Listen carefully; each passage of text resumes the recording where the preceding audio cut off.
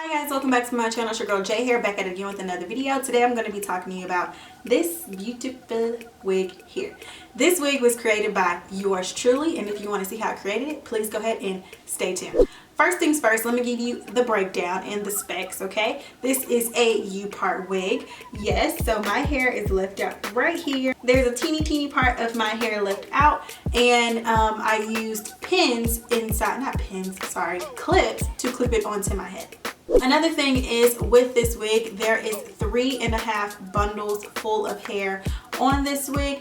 I have 2 16s and 1 full bundle and a half of another bundle of 2 14-inch hair, 2 14-inch bundles. There you go. So with the cap, I did use the same breathable cap, and remember, all of this information will be in the description bar below. So let's go ahead and get right into the video. Alright guys, here is my mannequin or my canvas head or wig block, whichever one you want to call it.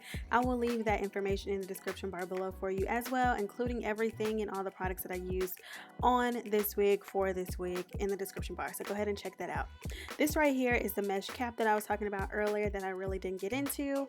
This is it right here. I ordered it off of Amazon. My favorite part of this is, as I tell anybody each time, is going to be the stretchy bands in the back. As you can see, I have T-pins, like a lot of them. You're going to need as much as you can. At least for beginners, I do say get as much as you can.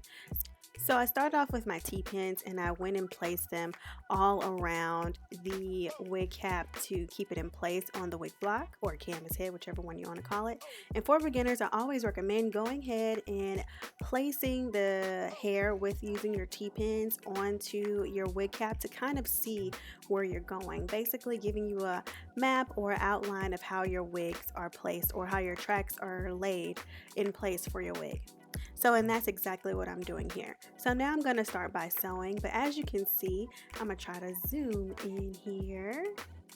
As you can see, I laid my T-pins out, and I'm starting off with 2 double wefted tracks, and I zoomed in for you guys so that you can see it a little better. As you can see, I'm right on top of the stretchy bands. I am not sewing through. One more time, I am not sewing through the stretchy bands, just sewing on top of the mesh. There it is, on top of the mesh of the stretchy bands. And I'm just following along that guide. I'm starting at the very back at the nape of the wig cap, and I'm just following along the guide. So now I do use the flip over method.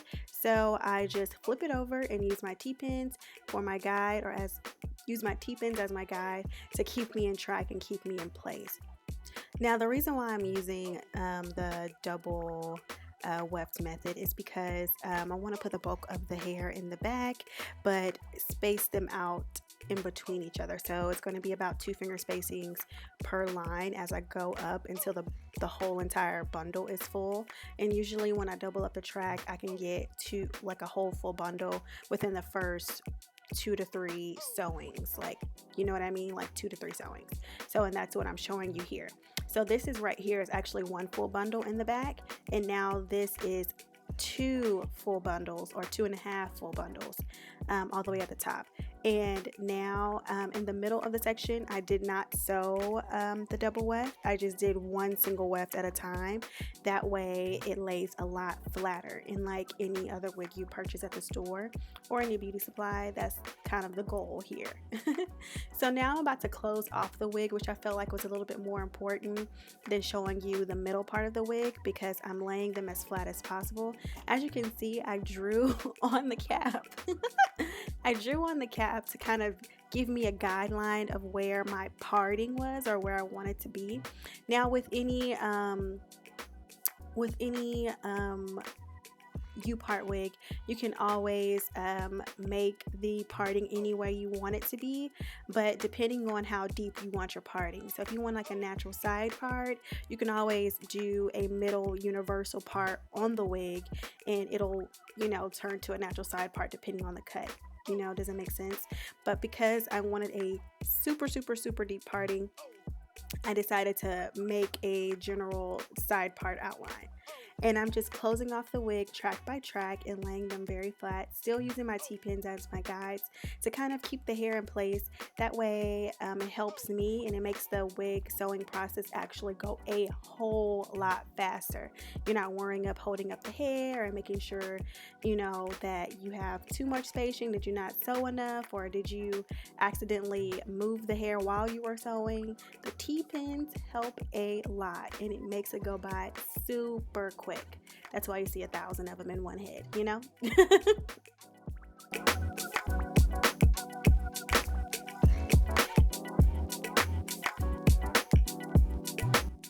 So the wig is virtually done, or almost nearly done. So I literally just put down the needle and thread and sewed my last track. So this is what it came out to be. So this is raw wig right here, guys. Raw wig. So if you wanted to, if you sewed it on a universal middle part, you'll be able to turn it to the middle as you just seen here, or to a side or to the side.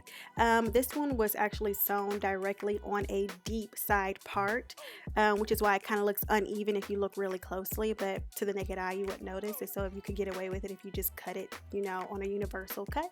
But because I didn't, I'm gonna go ahead and spray my hair with some heat protecting spray and a blow dryer and get my favorite hairspray. And you see where the leave out is? I'm gonna actually spray and hold down those wispies, because you know those little flyaways that stick up in between the tracks. I'm just gonna make sure that they're laid nice and flat, so that way when I do place the wig on my head, it looks like, you know, a sew-in instead of like a wig. You know, you don't want to be looking wiggy. You want to make it look as real, or I'm quoting, like using air quotes right now, as real as possible. Thank you guys so much for watching. I hope you guys really enjoyed this video. Please let me know what you think about the video and the wig in the comment section below. And if you enjoyed this video, please go ahead and give it a big thumbs up. We would really appreciate it. And also, if you are not already subscribed, go ahead and join our family and click that red button, boo. Or I think it's now a face, because you know you can do the face thing now. Okay, go ahead and click my face. Click my face, girl. Click the face. And subscribe to our channel. Until next time, guys. Bye.